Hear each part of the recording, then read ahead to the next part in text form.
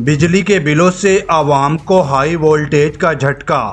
پورے آزاد کشمیر میں آج مکمل شٹر ڈاؤن اور پہیہ جام ہڑتال ہے۔ یہ میرپور ڈویژن کوٹلی کی صورتحال ہے۔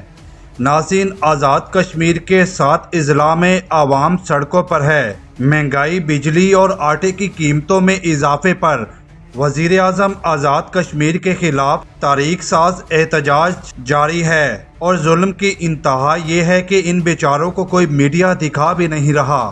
واضح رہے کہ گلگت بلتستان میں بھی گزشتہ 2 ہفتوں سے حالات خراب ہیں، جبکہ اب آزاد کشمیر میں بھی حالات تیزی سے بگڑ رہے ہیں۔